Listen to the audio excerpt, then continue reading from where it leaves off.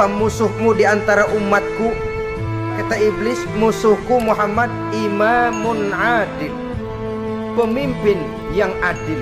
Itu yang akan menjadi musuhku di dunia ini. Putus asa iblis menghadapi pemimpin yang adil.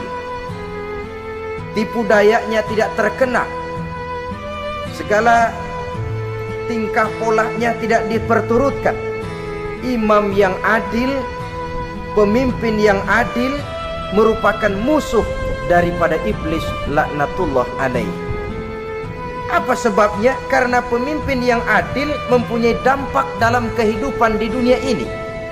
Melindungi orang banyak, menenteramkan orang banyak. Makin aman, tentram, tenang situasi dan kondisi, makin mudah orang melaksanakan ibadah.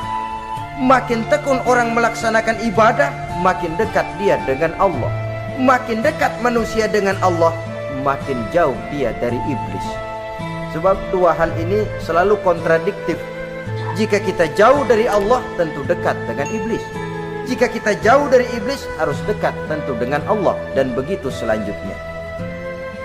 Dalam kaitannya dengan kehidupan kita sekarang, saudara-saudara, disinilah perlunya mempersiapkan manusia. Membangun manusia itu jauh lebih sulit daripada membangun jembatan. Membangun manusia itu lebih sulit daripada membangun gedung-gedung bertingkat. Termasuk membangun dan mempersiapkan calon-calon pemimpin yang adil di masa yang akan datang. Membangun jembatan penting. Tapi lebih penting daripada membangun jembatan adalah membangun manusia yang bikin jembatan. Sebab kalau manusia yang bikin jembatan tidak dibangun lebih dahulu, saya khawatir jembatannya nanti habis dimakan oleh yang bangun jembatan. Mengaspal jalan raya penting.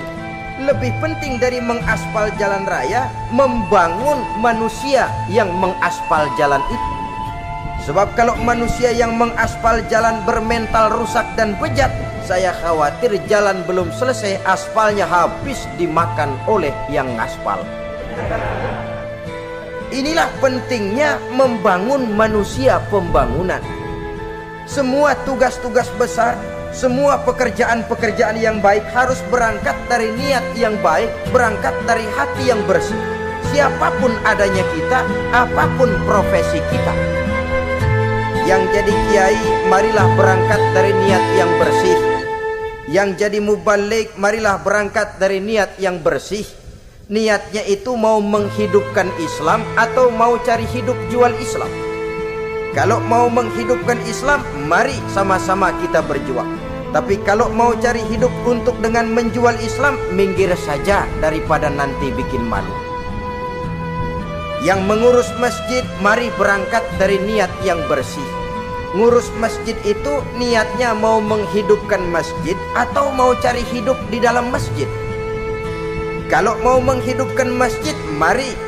Tapi kalau mau mencari hidup di dalam masjid, tolong minggir saja daripada nanti bikin aib. Yang jadi orang alim, mari berangkat dari niat yang bersih. Jangan memperjualbelikan fatwa yang halal dikatakan haram, yang haram jadi samar-samar, nanti membingungkan umat. Berangkat dari niat yang bersih, membangun manusia pembangunan. Ini barangkali istilah yang lebih kena. Saudara-saudara kaum muslimin rahimakumullah, setiap kita pada hakikatnya punya bakat. Secara fitrah yang kita bawa, bakat apapun kita ini punya. Saudara punya bakat jadi pemimpin, saudara pun punya bakat jadi pengkhianat. Saudara punya bakat jadi orang soleh, saudara juga punya bakat jadi orang salah. Saudara punya bakat jadi orang besar, saudara pun punya bakat jadi orang hina. Seluruh bakat ada di dalam diri kita. Tinggal nanti pertumbuhannya mana yang lebih subur. Saudara punya sifat berani, saudara pun punya sifat takut. Seberani-beraninya orang mesti ada sifat takutnya. Nanti mana yang tumbuh lebih subur? Kalau takutnya tumbuh lebih subur, dia akan jadi orang penakut. Kalau beraninya yang tumbuh lebih subur, dipupuk oleh lingkungan, pendidikan dan sebagainya, dia akan tumbuh jadi orang pemberani. Oleh karena itu, agama merupakan lingkungan yang subur untuk menumbuhkan benih-benih yang baik yang kita bawa bersamaan dengan lahirnya kita ke alam dunia ini. Setiap kita, saya, saudara, punya bakat jadi pemimpin, punya bakat jadi pengkhianat, punya bakat jadi pengabdi, punya bakat jadi koruptor, punya bakat jadi pemelihara, punya bakat jadi perusak. Tinggal nanti lingkungan, pendidikan yang menumbuhkan mana yang tumbuh lebih subur. Kalau lingkungan saudara lingkungan maling, maka sifat pengkhianat akan tumbuh lebih subur. Kalau nanti saudara jadi pemimpin, insya Allah korupsi. Lingkungan yang menumbuhkan sifat mengabdi, sifat berbuat tanpa pamrih, dikalahkan oleh sifat pengkhianat dan korupsi itu yang dibentuk oleh lingkungan, pendidikan, pengalaman dan sebagainya. Oleh karena itu, secara dini agama menanamkan, menyuburkan fitrah-fitrah yang baik yang kita bawa bersamaan dengan hadirnya kita dalam kehidupan ini. Sebab itu seorang penyair bernama Syauqi mengatakan dalam sebaik syairnya, waladatka ummuka ya ibna adam bakian wan nasu haulaka yadhakuna surura. Hai manusia, pada saat kamu dilahirkan kamu menangis dan orang lain di sekelilingmu ketawa.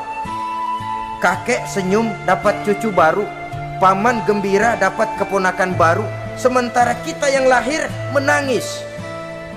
Betul apa benar? Apa ada saudara yang begitu dilahirkan terus nyengir? Saya kira kabur dukunnya itu. Setiap kamu hai manusia lahir dalam keadaan menangis, orang sekelilingmu tertawa. Karena itu katakan kepada mereka yang senyum di sekelilingmu, hai manusia, pada saat saya dilahirkan saya menangis dan kamu semua tertawa. Baik manusia. Tapi nanti pada satu saat harus terjadi kebalikannya. Kalau dikala saya lahir saya menangis dan kau semua senyum, nantilah manusia. Kalau satu saat saya meninggalkan alam dunia ini, saya akan berangkat dengan senyum dan kalian semua akan berurai air mata. Kalau perlu dari Sabang sampai Merauke kibar bendera setengah tiang. Kalau perlu. Jangan terbalik, kita mati melotot orang malah gembira. Karena hidup selalu membawa sifat-sifat yang merusak. Inilah orang yang menjadi musuhnya iblis dan beruntung menjadi musuh iblis. Siapa? Imamun adil, pemimpin yang adil.